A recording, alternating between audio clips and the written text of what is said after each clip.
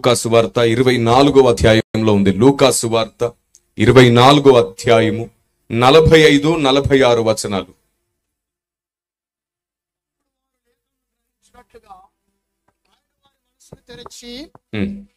అప్పుడు వారు లేఖనములు గ్రహించున మనస్సును తెరచి. ఏమిటంటే ఇక్కడ రాయబడింది, లేఖనములు గ్రహించున్నట్లుగా ఎవరు మనసు తెరవాలి? ఎవరు తెరవాలి? అందుకు నేను అడుగుతున్నాను ఏమిటంటే, ఒకరినొకరు అవమానించుకొని నిందించుకునే వారులారా దేవుణ్ణి అడగండి ఫస్ట్. అందుకే నేను అంటాను, కనీసం 2 గంటలైనా మానక ప్రార్థించండి, ప్రభువా ఈ లేఖనం సత్యమేనా అని. నీకు అర్థమైన PhD జ్ఞానం వైపు పరిగెత్తకు. దేవుని పాదాలు పట్టుకుని అడుగు, ఆయన యథార్థంగా నీకు బుద్ధిని పుట్టిస్తాడు. ఒకసారి చూడండి, అలా అడగకుండా అక్షరార్థంగా తొందరపడ్డ వాళ్ళని ఏమన్నాడు చూడండి. మత్తయి సువార్త 23వ అధ్యాయం ఇక్కడ అన్నాడు చూడండి. మత్తయి సువార్త 23వ అధ్యాయం 32వ వచనం.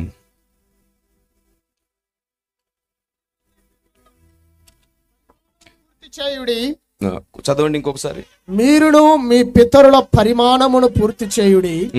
సర్పములారా సర్పములారా, సర్ప సంతానమా, సర్ప సంతానమా, నరక శిక్షను మీరెలాగు తప్పించుకొందురు? ఈ మాట విన్నారా? వాళ్ళని ఏమంటున్నాడు? సర్పములారా, సర్ప సంతానమా, సాతాను కన్నాడు మిమ్మల్ని. ఎందుకు అలాగన్నాడు?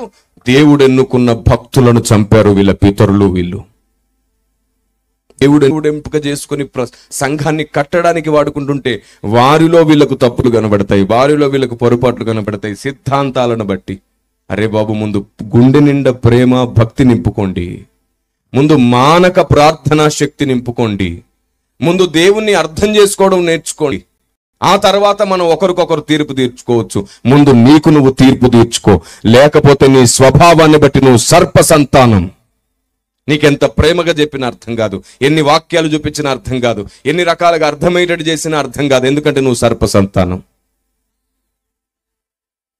చూడండి, ఆ తర్వాత ఇంకో మాట అన్నాడు. 34వ వచనం.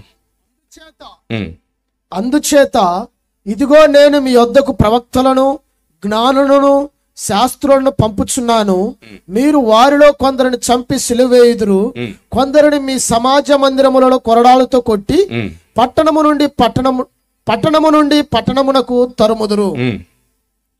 నీతిమంతుడైన హేబేలు రక్తం మొదలుకొని. చూసారా, నీతిమంతుడైన హేబేలు. అవును, హేబేలును ద్వేషించడానికి కయ్యూని దగ్గర ఉన్న కారణం ఏమిటి? నిష్కారణ ద్వేషం. నన్ను అంగీకరించలేదు, అతన్ని అంగీకరించాడు. ఇలాంటి ఒక్క విషయం చెప్తాను మీకు.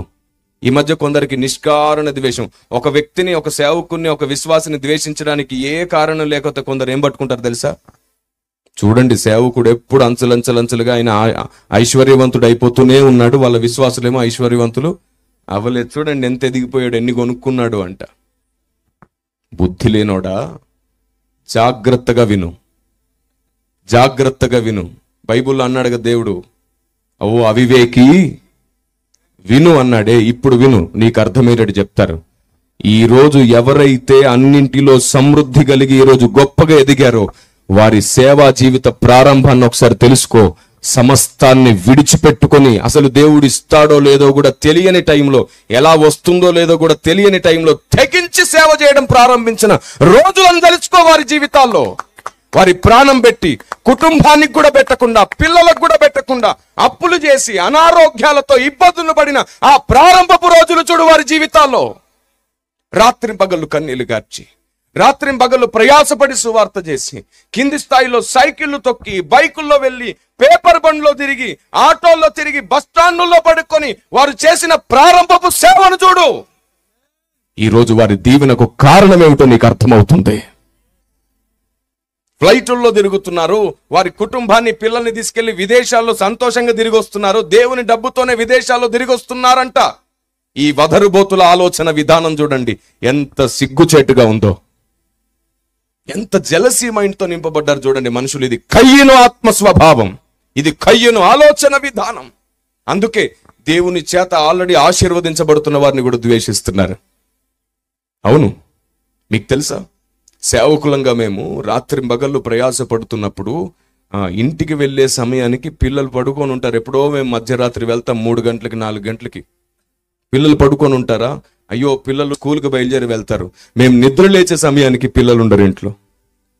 మధ్యాహ్నానికి మరలా ఇంకో సభకు బయలుదేరిపోతాం, మరలా ఎప్పుడో తెల్లవారుజామున. ఇలా పిల్లలు జీవితంలో నాన్న ప్రేమ తగ్గినప్పుడు పిల్లలు తన తల్లిని ఏమడుగుతారో తెలుసా? అమ్మా, నాన్న మనతో టైం ఎప్పుడు స్పెండ్ చేస్తాడమ్మా, నాన్నతో సమయం గడపాలనుంది, నాన్నతో బయటికి వెళ్ళాలనుంది, నాన్నతో ఆడుకోవాలనుంది, నాన్న ఎప్పుడు మాతో టైం గడుపుతాడమ్మా అని అడిగితే, అదే ప్రయాణంలో ఒకవేళ ఆ సేవకుడు చనిపోతే ఆ జీవితంలో, వాళ్ళ పిల్లల జీవితంలో నాన్న ప్రేమ పోయినట్టే కదా. నాన్నతో గడిపిన క్షణాలు కూడా వారి జీవితంలో జ్ఞాపకాలు కూడా లేనట్టే కదా. అలాంటప్పుడు సేవకులంగా మేము ఏం చేస్తాం తెలుసా? పిల్లలకి, నాన్న మాకెప్పుడు మీటింగ్స్ ఉండవో, మాకెప్పుడైతే ఉండవో, అది వర్షాకాలం, అప్పుడు మాకు బహిరంగంగా సభలు ఉండవు, అప్పుడు మీకు టైం ఇస్తాం రా.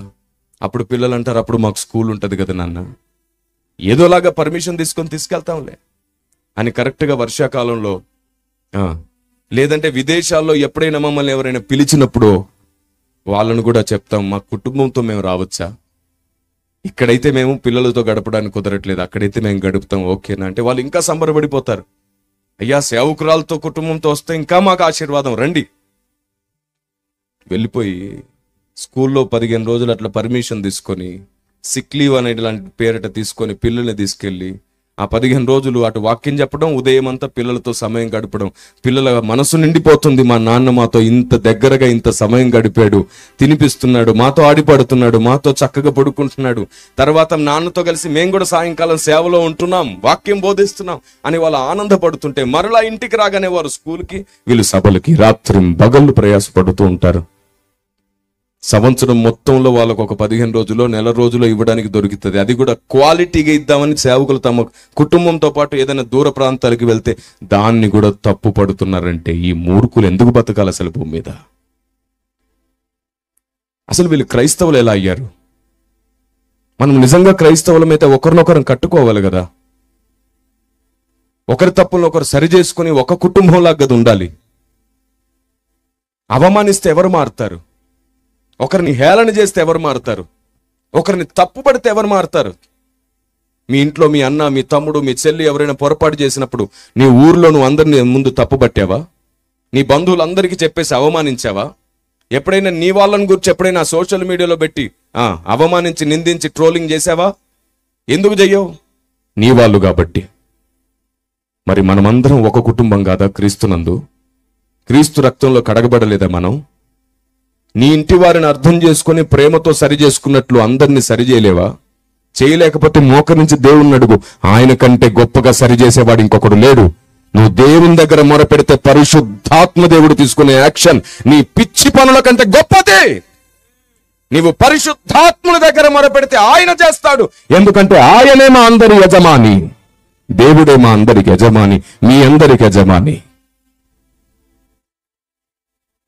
ఒకవైపు ఆత్మల రక్షణ జరుగుతుంది, ఒకవైపు సంఘ స్థాపన జరుగుతుంది, ఒకవైపు సువార్థికులు తయారవుతున్నారు, మరొక వైపు ప్రార్థనా వీరులు తయారవుతున్నారు, మరొక మంచి ఆలోచనతో నాయకులు తయారవుతున్నారు, మరొక వైపు సువార్త అందని చోట్ల సంఘాలు స్థాపించబడుతున్నాయి, మరొక వైపు క్రైస్తవ వ్యతిరేకులకు కూడా జవాబు చెప్పి వారిని అడ్డగించి వారిని వెంబడించిన అమాయకులకు కూడా సత్యం చెప్తుంటే, ఇన్ని దైవ కార్యాలు జరుగుతుంటే వీడికి నచ్చని ఒక్కదాన్ని పట్టుకొని మొత్తం ఆ వ్యక్తిని సమాజంలో అవమానించడానికి బయలుదేరుతాడు. వీడే సర్ప సంతానం. ఇలాంటి వారే సాతాను నాటిన గురువులు. మీరేమంటారు? మీకేమనిపిస్తుంది? ఏమనిపించడం ఏమిటి సార్? అలాంటి వాళ్ళ ఛానల్ని సబ్స్క్రైబ్ చేసేదే మీరు కదా. ఎవరెవరి గురించి ఎప్పుడు ఏ చెడ్డ వార్త చెప్తాడో, వీడు ఎవరి గురించి ఎప్పుడు ఏది పెడతాడో అని అలాంటి దురద చెవులు గల వాళ్ళే కదా అలాంటి ఛానల్ని సబ్స్క్రైబ్ చేస్తారు. చెడు వినేంత టైం ఎక్కడుంది నీకు? ఇంకొకరిని గూర్చి పరిశీలించి వీడు ట్రోలింగ్లు చేసే టైం వాడుకుంది, నీకంత టైం ఎక్కడుంది? దీవారాత్రములు దేవుని వాక్యాన్ని ధ్యానించు, దీవారాత్రములు ప్రార్థించు, సమయం దొరికినప్పుడు సువార్త ప్రకటించు, దేవుని చిత్తం చేయడానికి ప్రయాసపడు. ఆయన అందరికీ యజమాని. ఆయన ఏమి చేత కాకుండా కూర్చోలేదు నువ్వు యాక్షన్ తీసుకోవడానికి. ఆయనకు తెలుసు ఎప్పుడు ఎలిమినేట్ చేయాలో, ఎప్పుడు ఎవరికి ప్రమోషన్ ఇవ్వాలో. He know very well about everything and anyone. అందరికి గురించి ఆయనకు తెలుసు, అందరి గురించి తెలుసు, ఎవరి గురించి ఆయనకు తెలుసు. ఆయన ముందు కార్చిన కన్నీరు యథార్థమైతే ఆయన లేచి పనిచేస్తాడు. దేవునికి స్తోత్రం కలుగును గాక. క్రైస్తవుడు తన ఆలోచనతో కయ్యనులాగా పనిచేయడం కంటే క్రైస్తవుడు ఓపిక కలిగి పౌలులాగా పనిచేయడం గొప్ప విషయం. పౌలు ఎంతో ఓపికతో పనిచేశాడు. మనకు మాదిరి. క్రీస్తును పోలి నడిచిన ప్రకారం మీరును నన్ను పోలి నడుచుకోండి అన్నాడు. కొన్నిసార్లు కొందరు భక్తుల జీవితాల్లో ఉన్న ప్రతి పోలికను మనం వెంబడించలేకపోవచ్చు. కనీసం కొన్ని పోలికలైన వెంబడిస్తే మనం భక్తులం అవడానికి భవిష్యత్తు మళ్ళీ మన కోసం ఎదురు చూస్తుంది. ఆమేన్. ఒక్క మాట మాత్రం నిజం. ఎవడైతే తన స్వబుద్ధిని వాడి ఎంత చెప్పినా లేఖనానికి అనుకూలంగా కాకుండా తన మనసుకు అనుకూలంగానే వెళ్తాడో వారి విషయంలో దేవుడు కఠినమైన నిర్ణయం తీసుకోబోతున్నాడు. రికార్డెడ్ గా చెప్తున్నాను, మళ్ళీ చాలా తొందరలోనే దేవుడు కఠినమైన నిర్ణయం తీసుకోబోతున్నాడు. లోక నటన గతించబోతుంది. ఇంకా ఈ నాటకాలు, ఈ కప్ప గొంతులు ఇంకా పనికిరావు, అయిపోయింది. చూశాడు దేవుడు ఇప్పటి వరకు. ఇక మీదట ప్రారంభమవుతుంది. చూడండి, ఆయన చాట ఆయన చేతుల్లో ఉంది, చెరగడం ప్రారంభిస్తాడు. జస్ట్ ఒక్క 6 నెలల తర్వాత ఏం జరుగుతుందో చూడండి. మొత్తం ఇలాంటి ద్వేషపూరితమైన కయ్యను స్వభావం కలిగిన తామేదో దేవుని సేవను ఉద్ధరిస్తున్నామని, సంఘాలను ఉద్ధరిస్తున్నామని భ్రమపడి దేవుడు వాడుకునే వాళ్ళని అవమానించి నిందించే ప్రతి ఒక్కరి ఎడల దేవుడి కొరడ చల్లుమనడం మీరు కల్లారా చూస్తారు. కల్లారా చూస్తారు. ఎందరో సేవకుల కన్నీటి ఫలం ఆయన లేచాడు. ఆయన పనిచేయడం ప్రారంభిస్తాడు. ఈ మిడిమిడి జ్ఞానంతో, తెలివి తక్కువతో, తనంతో మాట్లాడే వాళ్ళ గురించి బైబిల్ ఏం చెప్పిందో చూడండి ఒకసారి. నేను చెప్తున్న మాట కాదు, బైబిలే అంటుంది. యూదా పత్రిక, ఒకే అధ్యాయపు నిడివి కలిగిన పత్రిక, 10వ వచనాన్ని గమనించి చూడండి ఒకసారి. చాలా ఖచ్చితంగా, స్పష్టంగా ఆయన కోపం అక్కడ కనబడుతుంది. వీరైతే తాము గ్రహింపని విషయములను గురించి దూషించువారై. ఎలాంటి వాటి గురించి అంట? తాము గ్రహింపని విషయాలు. వన్ సైడే చూస్తారు, వన్ సైడ్. మిగతా అసలు ఏం జరిగిందో తెలుసుకోరు. పూర్వాపరాల పరిశీలన ఉండదు. తాము గ్రహింపని విషయాలను గురించి మాట్లాడతారు. వివేక శూన్యములకు మృగముల వలె వేటిని స్వాభావికముగా ఎరుగుదురో వాటి వలన తమ్మును తాము నాశనము చేసుకొనుచున్నారు. అది సంగతి. తాము స్వాభావికంగా ఎరిగిన దాని గురించి మాట్లాడతారు. అందుకే నేను చెప్తాను, ముందు ప్రతిరోజు 2 గంటలైనా మోకరించి దేవుణ్ణి అడుగు, ప్రభువా జరుగుతున్న దాని గురించి నాకు ప్రత్యక్షతనివ్వు, నాకు ఆలోచనివ్వు, నాకు నేర్పించు. నేను అక్షరాన్ని బట్టి మాట్లాడాలనుకోవట్లేదు, ఆత్మదేవా నీ ద్వారా నేను మాట్లాడాలనుకుంటున్నాను అడిగి చూడండి. సాతాను ఓడిపోతాడు, దేవుని ప్రజలు గెలుస్తారు. దేవునికి స్తోత్రం కలుగునుగాక. ఆత్మ కార్యం సంఘంలో జరుగుట మంచిది. మన సొంత కార్యం జరగకూడదు. మనం ఏం చేయలేం. సంఘాన్ని మనం ఎవ్వరం సంస్కరించలేం. మనం సంఘాన్ని ఎవ్వరం బాగు చేయలేం. సంఘాన్ని బాగు చేయడానికి పరిశుద్ధాత్ముడు వాడుకునేవాడే కావాలి, పరిశుద్ధాత్ముడే కావాలి. దేవుడే బాగు చేస్తాడు. దానికోసం మనం కన్నీళ్లు గార్చాలి, ఏడవాలి. దేవుడిచ్చిన ఆలోచనతో పనిచేయడం ప్రారంభించాలి. దేవుడిచ్చిన ఆలోచన ఎప్పుడు సమాధానమే. దేవుని ఫలం సమాధానమే, అవమానం కాదు. దేవుని ఫలం సమాధానమే, అల్లరి కాదు. దేవుని సమాధానం ప్రేమ. దేవుని ఆలోచన విధానం ప్రేమ, భక్తి సాధన. ఎందుకంటే ప్రేమ అమర్యాదగా, ఎంత అద్భుతమైన మాట. ప్రేమ అమర్యాదగా ప్రవర్తించదు. ప్రేమ అమర్యాదగా ప్రవర్తించదు. అమర్యాదగా ప్రవర్తిస్తున్న వారులారా మీలో ప్రేమ లేదు. ప్రేమ లేని వారులారా మీరు వ్యర్థులు. మీ కాలం ముగిసే రోజు వచ్చేసింది. చూడండి, ఆ కింద ఏమన్నాడు 11వ వచనంలో, అయ్యో వారికి శ్రమ, వారు కయ్యూను నడిచిన మార్గము నడిచిరి. అదే జరుగుతుంది ఈ రోజు. బహుమానం పొందవలనని బిలాము నడిచిన తప్పు త్రోవలో ఆతృతముగా పరిగెత్తిరి. స్వార్థపరులయ్యారు. కోరావు చేసినట్టు తిరస్కారం చేసి దేవుడు ఎంపిక చేసుకున్న వాడిలో తప్పు వెతుకుతున్నారు, కానీ దానికి కారణం వెతకట్లేదు. మీ కాలం ముగిసిపోయింది. రికార్డెడ్ గా చెప్తున్నాను, అయిపోయింది. And this is the last chapter of you. Change your self, otherwise దేవుడు చేసే కార్యానికి, దేవుడు చూపించే కోపానికి ఇంకా నీ కుటుంబం కుమిలి కుమిలి కుమిలి నిన్ను జ్ఞాపకాల్లో గుర్తు చేసుకుంటారేమో. జాగ్రత్త. నోరు తెరవడానికి జాగ్రత్త. మోకరించి ప్రార్థించిన తర్వాత నోరు తెరువు. ప్రతిరోజు దేవుని దగ్గర ఏడ్చి ప్రార్థించు. అప్పుడు నీలో నిజంగా సంఘభారం ఉందని అర్థం. అయ్యా నీ సంఘంలో తప్పుడు బోధలు వస్తున్నాయని అప్పుడు ఏడు. ఫస్ట్ ఉపవాసాలుండి ఏడువు దేవుని సన్నిధిలో. అయ్యా సంఘాన్ని సరిచేయి, సేవకులను సరిచేయి, విశ్వాసులను సరిచేయి, ఏడు ఫస్ట్. ఆ తర్వాత ఆత్మదేవుడు నిన్ను వాడుకుంటాడు. అది ప్రతి విశ్వాసి, ప్రతి సైనికుడు, ప్రతి సేవకుడు చేయాల్సిన పని. తొందరపడి మాట్లాడుతున్న వారులారా, ఇక దేవుడు సహించబడు. దేవుడు ఎంపిక చేసుకున్న, దేవుడు వాడుకుంటున్న వాడికి చెప్తున్నాను, 13 సంవత్సరాల వయసులో నేను సేవకు వచ్చాను. లోకంలో కలిసిపోయే వయసులో దేవునిలో కలిసిపోయాను. నేను లోకమే తెలియని వయసులో దేవునితో పాటు నడవడం నేర్చుకున్నాను. అమ్మా నాన్న ప్రేమ అంటే ఏంటో తెలియని నాకు దేవుని ప్రేమ ఏమిటో తెలిసొచ్చింది. ఆ రోజు నుంచి ఈ రోజు వరకు ప్రతిరోజు నేర్చుకుంటున్నాను. మార్చుకోవలసిన ప్రతిదీ ప్రతిరోజు మార్చుకుంటున్నాను. మీరు కూడా ప్రతిరోజు నేర్చుకోండి, ప్రతిరోజు మార్చుకోండి, భక్తులైపోతారు. మీలో ఎంతమంది మీ పక్కింటి వారి గురించి తప్పుగా మాట్లాడుతున్నారు? మీలో ఎంతమంది మీ సంఘంలో ఉన్న విశ్వాసుని గురించి తప్పుగా మాట్లాడుతున్నారు? మీలో ఎంతమంది ఎవరేది చెప్తే అది గుడ్డిగా వినేసి మాట్లాడుతున్నారో? శ్రమ, మీకు శ్రమ. మీ నోటికి చిక్కం వేసుకోండి త్వరగా, మీ నోటిని కాచుకోండి త్వరగా. నిజాలు తెలుసుకోకుండా మీరు ఎవరెవరి గురించి ఏమేం మాట్లాడారో వారందరికీ చెప్పండి. నేను విన్నదే గాని అది నిజమని నేను ఇంతవరకు తెలుసుకోలేదని త్వరగా ఒప్పుకోండి, లేదా నీకు శ్రమ. కొండెములాడు వారికి శ్రమ, లేని వార్తలు పుట్టించే వారికి శ్రమ. దేవుడు ఇంత కష్టపడి కట్టుకునే సంఘాన్ని పాడు చేస్తున్న వారులారా మీకు శ్రమ. ప్రాణం పెట్టి సేవ చేస్తున్న వారిని గురించి తప్పుగా మాట్లాడుతున్న వారులారా మీకు శ్రమ. జరుగుతున్న పరిచర్య అవడానికి, దాన్ని పాడు చేయడానికి ఆలోచన చేస్తున్న వారులారా మీకు శ్రమ. ఒకంత క్రైస్తవ వ్యతిరేకులు బాగున్నారనిపిస్తుంది, ఒకంత క్రైస్తవ వ్యతిరేకులు కూడా కరెక్ట్ గా ఉన్నారనిపిస్తుంది. వాళ్ళు కేవలం వాళ్ళు వ్యక్తుల మీద ద్వేషంతో మాట్లాడడం కంటే సబ్జెక్ట్ మీద మాట్లాడుతున్నారు. వాళ్ళు మాట్లాడేది తప్పైనా సబ్జెక్టే మాట్లాడుతున్నారు. క్రైస్తవులు ప్రేమామయుడైన క్రీస్తు కొరకు బ్రతకాల్సింది పోయి, ప్రేమామయుడైన క్రీస్తుతో నడవాల్సింది పోయి ఒకరినొకరు కూల్చుకొని బ్రతుకుతున్నారు. మారు మనసు పొందారంట, వీరు ఉద్ధరిస్తారంట లోకాన్ని. సరే, అన్నింటికి జవాబు వచ్చేస్తుంది. ఇంకో 6 నెలలు మొత్తం అన్నింటికి జవాబు వచ్చేస్తుంది. అప్పుడు నిజంగా నూతన ఉజ్జీవం మరలా ప్రారంభమవుతుంది. అప్పుడు ప్రార్థన యోధులు లేస్తారు. అప్పుడు కన్నీటి ప్రార్థనా పరులు బలపరచబడతారు. సువార్తికులు మరలా ఇంకొకసారి పరుగున దేవుని ఆత్మచేత నింపబడి సువార్త చేస్తారు.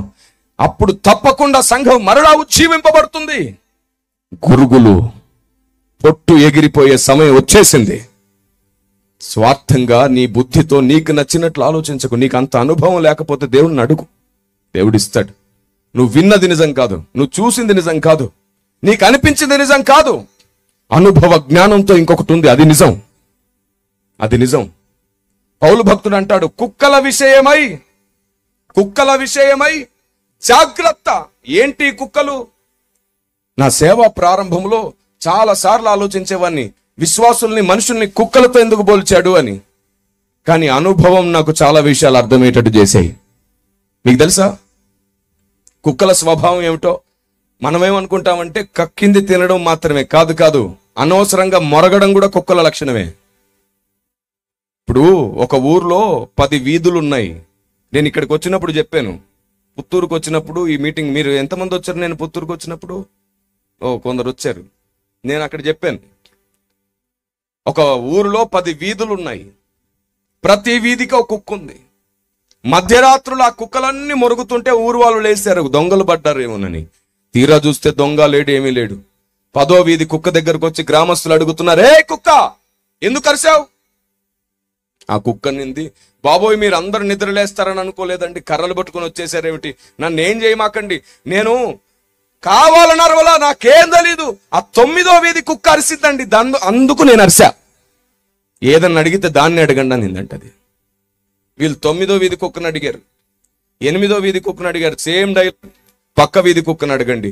అలా ఫైనల్ గా మొదటి వీధి కుక్క దగ్గరకు వచ్చారు. ఏ కుక్క, ఇక మిగిలింది నువ్వే, ఎందుకు అరిసావు? అయ్య బాబోయ్, మీరందరు ఇలా కర్రలు పట్టుకొని వస్తారని నిజంగా అనుకోలేదు, నేను అరిస్తే వీళ్ళందరూ అరుస్తారని నేను నిజంగా అనుకోలేదు. సరేగాని ఎందుకు అరిసావు? మా యజమాని ఈసారి కొంచెం ఎక్కువ పెట్టాడు, తిన్నది అరగల, అందుకు అరిశానని అంటది. అలా చాలా మంది ఉన్నారు. తిన్నది అరగదు, సంఘ క్షేమాభివృద్ధి ఎలా జరుగుతుందో తెలియదు, పరిశుద్ధాత్మ దేవుని దగ్గర మోకరించి అడగడం తెలియదు, ప్రార్థనా గది ప్రతిష్ఠించుకోవడం తెలియదు. తమ బుద్ధిని వాడి తమకు తోచింది సహజంగా స్వాభావికంగా మాట్లాడేస్తున్నారు. ఎంత స్టూపిడ్స్, ఎంత అవివేకులు, ఎంత తెలివి తక్కువతనం.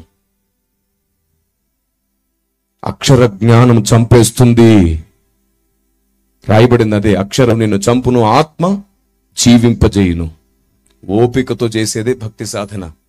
సహనంగా నడుచుకుంటేనే భక్తులం అవుతాం. ఒకరినొకరు కట్టగలిగితేనే ఆత్మదేవుని చేత వాడబడతాం. కూల్చడం, అవమానించడం, నిందించడం ఆత్మదేవుని స్వభావం కాదు, అది ఖచ్చితంగా సాతాను స్వభావమే.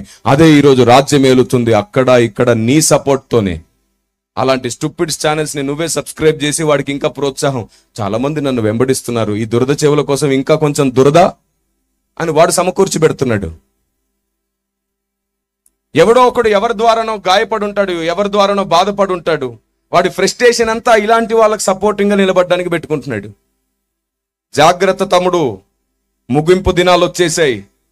నీ స్వబుద్ధితో నువ్వు ఇస్తున్న ప్రతి అడుగు ఆయన లెక్క పెడుతున్నాడు. ప్రతి దానికి లెక్క అప్పజెప్పే రోజు వచ్చేస్తుంది, జాగ్రత్త.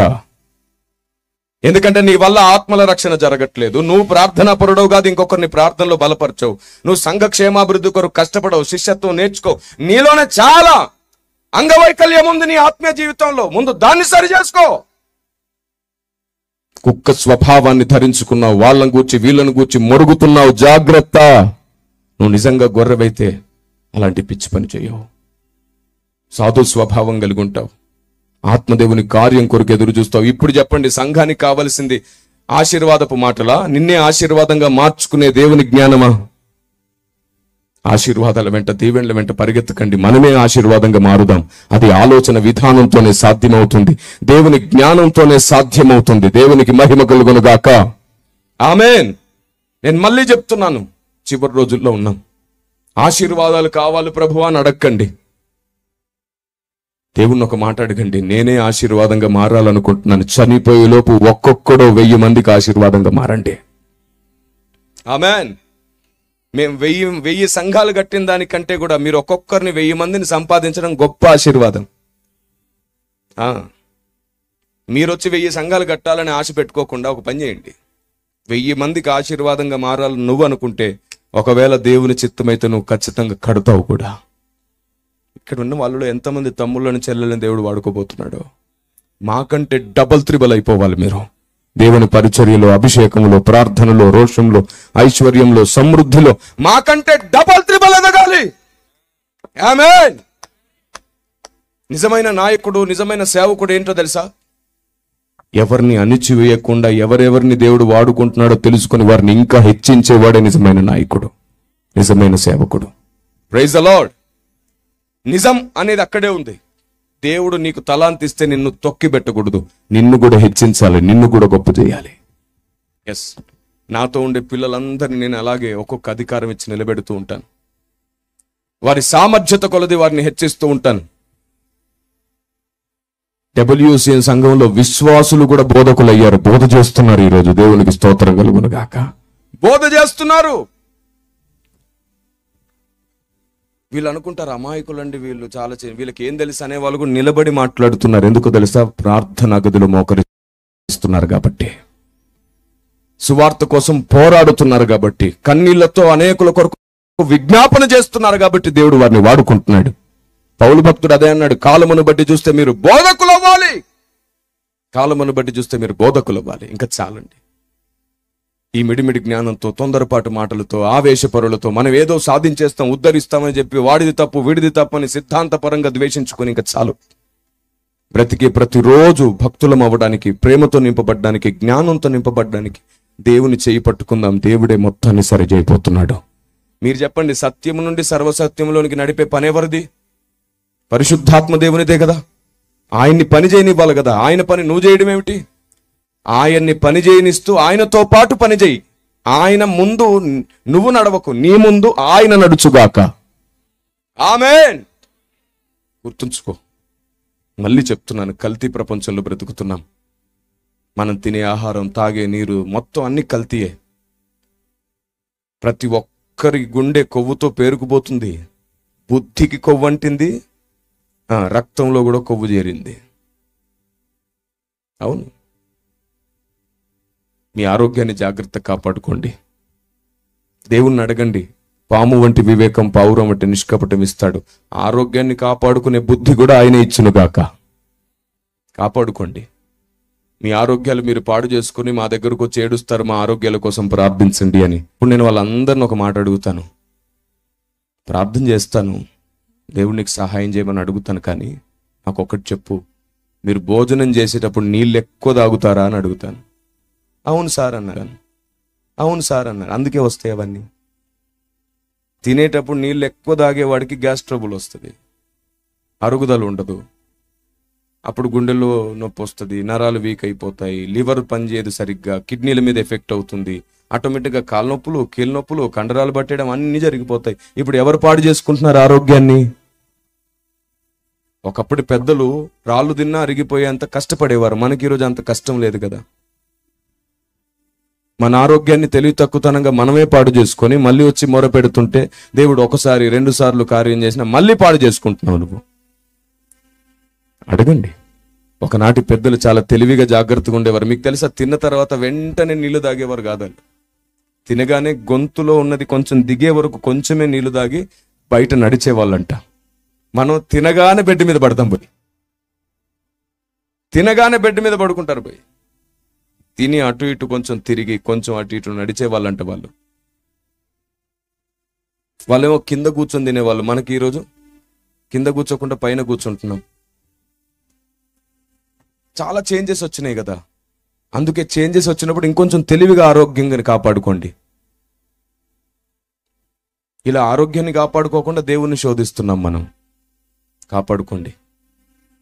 12 సంవత్సరాలు అవుతుంది మేము టైంకి నిద్రపోయి టైంకి తిని. 12 years నాన్ స్టాప్గా. వర్షాకాలంలో ఆ 2 నెలలు తప్ప మిగతా రోజులన్నీ పరిగెడుతూనే ఉంటాం.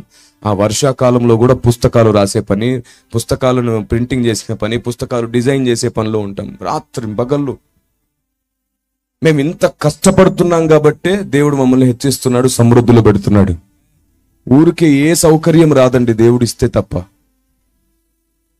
అవును, ఏ పరిచర్యలో ఆత్మరక్షణ జరుగుతుందో, ఏ పరిచర్యలో ప్రార్థనా పరులు ఉన్నారో, ఏ పరిచర్యలో మంచి వాళ్ళు తయారవుతున్నారో దాని గురించి నువ్వు వేలెత్తి చూపించకూడదు. నీకేదైనా తప్పనిపిస్తే, అర్థం కాకపోతే దేవునికి అప్పగించి అడగాలి. అప్పుడు తప్పక నీ ప్రార్థన నెరవేర్చి మారుస్తాడు దేవుడు. ఎందుకంటే అటువైపు ఉన్న వాళ్ళు భక్తులైతే త్వరగా మారుతుంది, భ్రష్టులైతే మార్చుకోరంట. 50వ కీర్తన 17వ మాటలో ఉంటుంది, దిద్దుబాటు నీకు అసహ్యము కదా, నీవు నా మాటలను వెనుకకు త్రోసేసావు అంటాడు. 16వ వచనం ప్రకారం ఎవరితో మాట్లాడాడో తెలుసా? భక్తిహీనులతో దేవుడు ఇలాగూ, యెహోవా ఇలాగూ సెలవిస్తున్నాడంట. దేవుని మీద ఆధారపడండి, ఆత్మదేవుని మీద ఆధారపడండి. సమయం లేదు. పరిశుద్ధాత్మదేవుడు మీరే ఆశీర్వాదంగా మారడానికి మిమ్మల్ని ప్రార్థన గదిలోనికి పిలుస్తున్నాడు. రండి, ప్రార్థనా గదిని ప్రతిష్ఠించుకోండి. మీ ప్రార్థనా గదిలోనే అన్నింటికి జవాబు దొరుకుతుంది. మీ ప్రార్థనా గదిలోనే మీ భవిష్యత్తు ఉంది. నేను మళ్ళీ చెప్తున్నాను, నీ లోపట సత్యం ఉంటే నీ ఆయుష్ పెరగబోతుంది. ఇందులో ఎలాంటి డౌట్ లేదు. ఈ చివరి రోజుల్లో నీ లోపట సత్యం ఉంటే దేవుడు నీ ఆయుష్ను పెంచి తర్వాత తరం కోసం నిన్ను బ్రతికిస్తాడు. తర్వాత పిల్లలకు జ్ఞానం నేర్పేటట్లు నీ ఎడల దయ చూపిస్తాడు. తప్పక దయ చూపిస్తాడు. భయంకరమైనటువంటి తెగుళ్ల మధ్యలో, ఐగుప్తు ప్రజల మధ్యలో ఇశ్రాయేలు ప్రజల్ని కాపాడినట్లుగా తప్పకుండా నిన్ను కూడా దేవుడు కాపాడుకుంటాడు. కాబట్టి తల్లి, ఈ లోకంలో ఉన్న ఆశీర్వాదాలు దీవెనల వెంట పరిగెత్తడం మాని నిజంగా నువ్వే ఆశీర్వాదంగా మారు. అది ఆలోచన విధానంతో, వ్యక్తిత్వంతో, ప్రార్థనా జీవితంతో ముడిపడి ఉంది. ప్రతిరోజు దేవుని వాక్యాన్ని ధ్యానిస్తూ దేవుని అడుగు. ప్రతి వచనం గురించి మొరపెట్టు. దేవుడే నీకు బయలుపరుస్తాడు ప్రతి విషయాన్ని. ఆయన మన కొరకు స్థలం సిద్ధపరచడానికి వెళ్ళాడు. త్వరగా 2వసారి రాబోతున్నాడు. ఓ పెద్ద విషయం చెప్తున్నాను, ఈలోపు చాలా రాకడ సూచనలు కనబడతాయి. ఏం టెన్షన్ పడొద్దు. కొందరు వచ్చి రేపే మాపో ఇదిగో సంవత్సరానికి అంటారు. అలా ఏం జరగదు. ఆయన రాకడ ఈ భూమి మీద సంభవించాలంటే 2 విషయాలు ప్రాముఖ్యంగా జరగాలి. సువార్త అందరికి అర్థం అవ్వాలి. వినబడ్డం కాదు, సువార్త అర్థం అవ్వాలి. వినబడ్డం అంటే ఈరోజు సోషల్ మీడియా ద్వారా అందరికీ తెలుసు, యేసు ప్రభు అనే దేవుడు ఉన్నాడు, ఇజ్రాయెల్ దేశంలో పుట్టాడు, క్రైస్తవులు యేసు ప్రభుని మొక్కుతారు, ఆయన నమ్మకపోతే నరకం ఉంది. ఇదన్ని విషయాలు వాళ్ళకి తెలుసు. కానీ ఆయన మాత్రమే దేవుడని ఇంకా సమాజానికి అర్థం కాలేదు. అర్థమయ్యేటట్లు సువార్త చెప్పాలి, అపార్థాలు తొలగించి సువార్త చెప్పాలి. అదొకటి బ్యాలెన్స్ లో ఉంది. సకల జనులకు ఈ రాజ్య సువార్త ప్రకటించబడాలి, అర్థమయ్యేటట్లు. ఊరికి వినేటట్లు కాదు, అర్థమయ్యేటట్లు. మనం ఈరోజు ప్రకటించే సువార్త అపార్థమవుతున్నా ప్రకటిస్తున్నాం. ఎలా ఉందో తెలుసా? అది మురికి కుండలో పాలు పోసి వాళ్ళకి ఇస్తున్నట్టుంది. ముందు అపార్థాలు తొలగించండి, ఆ తర్వాత సువార్త దానికి అదే జరుగుతుంది. నేను 1600 ప్రశ్నలకు జవాబులు రాశాను. ఈ అపార్థాలు తొలగించే పనిలో 1600 ప్రశ్నలకు జవాబులు రాశాను. అందులో నేను దాదాపుగా 15 పుస్తకాలు రాశాను. ఈ 15 పుస్తకాల్లో 10 రకాల పుస్తకాలు అయిపోయాయి. కేవలం 5 రకాల పుస్తకాలు మిగిలాయి. మీకోసం అన్ని పుస్తకాలు ఇక్కడికి తేవడం జరిగింది. మనం ప్రార్థన చేసినప్పుడు పరలోకంలో కూడా బంధించబడుతుంది, విప్పబడుతుందని విన్నాం కదా. ఏం బంధించి ఏం విప్పాలి? అసలు దేవుడు ఏం బంధించి ఏం విప్పుతాడు? లేఖన ఆధారాలతో ఈ పుస్తకం మీ ముందుకు వస్తుంది. దీని పేరు న్యాయస్థానం, పరలోకంలో ఉండే న్యాయస్థానం. అందుకని దీనికి విశ్వ న్యాయస్థానం అని పేరు పెట్టాను. నా పుస్తకాలన్నీ ఇలా మల్టీ కవర్ పేపర్తో ఉంటాయి. మీరు తప్పకుండా ఈ పుస్తకాలని చదవండి. ఎందుకు నేను ఇలా కలర్గా చేశానంటే దీని వెనకాల ఒక కారణం ఉంది. కరోనా తర్వాత మనం సోషల్ మీడియాతో ఎక్కువ అటాచ్ అయిపోయి బ్లాక్ అండ్ వైట్ చూడడం ఇష్టం లేకుండా పోయింది మనకి. బైబుల్ని కూడా చదవకుండా ఈరోజు యవనస్తులు ఆడియో బైబుల్ కావాలన్నయ్యా అని అడుగుతున్నారు. కోర్స్ చదివే వాళ్ళు ఎందరో ఉన్నారు తమ్ముళ్ళు, కానీ ఎక్కువ మంది ఆడియో బైబుల్ అడుగుతారు. ఎందుకు అడుగుతారంటే పనిలో ఉన్నప్పుడు కూడా వినొచ్చు, మనసు బాగోలేనప్పుడు చదవలేని టైంలో కూడా వినొచ్చు అనే ఉద్దేశం కూడా ఉండొచ్చు. కానీ ఒకటి మాత్రం నిజం ఏమిటంటే ఏకాగ్రత దెబ్బతింటుంది, ఎక్కువసేపు ఏది చదవలేకపోతున్నారు. అందుకనే సైకలాజికల్గా మనం ఏదైనా చూస్తూ చదివితే ఎక్కువసేపు చదివేస్తాం. సాతాను మిమ్మల్ని డిస్టర్బ్ చేయకుండా ఉండడానికి మేము చేసిన కష్టం ఇది. ఈ క్వాలిటీలో ఎక్కడ వెనకడుగు వేయకుండా చేసిన ప్రయత్నం ఇది. తప్పకుండా ఈ పుస్తకం సంపాదించుకోండి, మీకు చాలా ప్రశ్నలకు జవాబులు దొరుకుతాయి. అలాగే అదృశ్య దేవుడు, సమీపించరాని తేజస్సులో ఉన్న దేవుణ్ణి దేవదూతలు కూడా ఇంతవరకు చూడలేదు. రెక్కలు కప్పుకొని స్తుతిస్తారు వాళ్ళు, ముఖాన్ని అడ్డు పెట్టుకోకుండా. రెక్కలతో ముఖానికి అడ్డు పెట్టుకొని స్తుతిస్తారు. అలాంటి దేవుణ్ణి మనం ఎప్పుడైనా చూడగలుగుతామా పరలోకంలో? ఈ పుస్తకంలో ఆ జవాబు ఉంది. తప్పకుండా చదవండి ప్రార్థన పూర్వకంగా. దేవుడే లేడు అనే వ్యక్తి కోసం ఈ పుస్తకం. దీంట్లో సైన్స్కి 50 ప్రశ్నలు ఉన్నాయి. సైన్స్కు సైన్సే చేసిన సువార్త ఈ పుస్తకం. తప్పకుండా ఈ పుస్తకాన్ని చదవండి, లేదా దేవుడు లేడు అనే వ్యక్తులకు బహుమానం కూడా ఇవ్వచ్చు. ఇక నేను చెప్పాను కదా 1600 ప్రశ్నలకు జవాబులు రాశాను. ఇందులో 600 ప్రశ్నలు ఉన్నాయి. సనాతన సత్య పరిరక్షణ, ఎన్నో ఆధారాలు, 72 చరిత్ర గ్రంథాలను ఆధారం చేసుకుని ఈ పుస్తకం నిర్మించాం. క్రైస్తవ వ్యతిరేకులు అడుగుతున్న ప్రశ్నల కింద జవాబులు ఉన్నాయి. తప్పకుండా వీటిని కూడా సంపాదించుకోండి. ఇక ఫైనల్ గా ఇంకొక పుస్తకం మన చేతుల్లో ఉంది. యేసు కాశ్మీర్ వచ్చాడని, అక్కడికి వచ్చాడు ఇక్కడికి వచ్చాడు అన్నారే. ఇదిగో యేసు ప్రభు, నేను మోకరించినప్పుడు నాకు ఒక ఆలోచన వచ్చింది. ఏంటంటే కాశ్మీర్ రావడం ఏమిటి, నేను ప్రతి దేశానికి వచ్చాను రా బాబు, వాళ్ళందరికీ అర్థమయ్యేటట్టు చెప్పమంటే ఇదిగో ఈ పుస్తకం రాశాను, క్రీస్తు ప్రయాణం చేసిన దేశాలు. ఇది చదివితే తప్పకుండా క్రీస్తు యొక్క ప్రత్యక్షతను అందరూ గుర్తిస్తారు. అలాంటి గొప్ప ఆధారాలతో ఈ పుస్తకం ఉంది. ఈ పుస్తకాలను తప్పకుండా సంపాదించుకోండి. అపార్థం చేసుకునేవారు కూడా ఉంటారు కాబట్టి ఒక మాట చెప్తాను. కిరణ్ పాల్ గారు పుస్తకాలు ఎందుకు పరిచయం చేస్తున్నారు? ఒక్కటే కారణం, ఈ మట్టి మనిషి ఎప్పటికైనా మట్టిలో కలిసిపోతాడు. అది ఏ రోజైనా కావచ్చు. ఈ మనిషి మట్టిలో కలిసిన, ఈ మనిషిలో దేవుడు పెట్టిన ఆలోచన మట్టిలో కలవకూడదు. మీ అందరితో ఎప్పుడు మాట్లాడాలి, మీరు ఎప్పుడు తెలుసుకుని మీరు కూడా బలవంతులు అవ్వాలి. దేవునికి స్తోత్రం కలుగునుగాక. ఈ కారణంతోనే పుస్తకాలు, వీడియోస్ కూడా చేశానండి. నేను చెప్పిన ఈ మాటల ద్వారా ఎవరైనా మనసులో బాధపడుంటే దయచేసి తప్పక బాధపడండి, ఖచ్చితంగా బాధపడండి. మీరు బాధపడడానికి చెప్పాను, బాధపడాలి. ప్రార్థన గదిలోకి వెళ్ళి బాధపడండి. నాలో ఇలాంటి పొరపాటు స్వభావం ఎందుకుంది ప్రభువా అని బాధపడండి. నాకెందుకు నీ మనసు అర్థం కాలేదు ప్రభువా అని బాధపడండి. నేనెందుకు వదరబోతులాగా ఉన్న ప్రభువా అని బాధపడండి. నేను ఎప్పుడు వాళ్ళ గురించి వీళ్ళ గురించి ఎందుకు మాట్లాడతాను ప్రభువా తప్పుగా అని బాధపడండి. నేనెందుకు ఓపికతో ఉండలేకపోతున్నాను, నేనెందుకు నీ స్వరాన్ని వినలేకపోతున్నానని బాధపడండి. నేనెందుకు నీ చిత్తం చేయలేకపోతున్నానని బాధపడండి. నేనెందుకు ప్రేమతో మంచి మనసుతో లేనని బాధపడండి. నేనేదో ఉద్ధరించడానికి పిచ్చి మాటలన్నీ పట్టుకొని, పిచ్చి ఆధారాలు పట్టుకొని భక్తులను కూడా భ్రష్టులు అంటున్నాను. నేను ఎందుకు ప్రభువా అని ఏడవండి. మీరు దైవ చిత్తానుసారమైన దుఃఖం కలిగి ఉంటే దేవుడే మిమ్మల్ని కాపాడునుగాక. దైవ చిత్తానుసారమైన దుఃఖం మిమ్మల్ని, మీ ద్వారా అనేకుల్ని రక్షించునుగాక. రండి, మీకోసం ప్రార్థన చేస్తాను.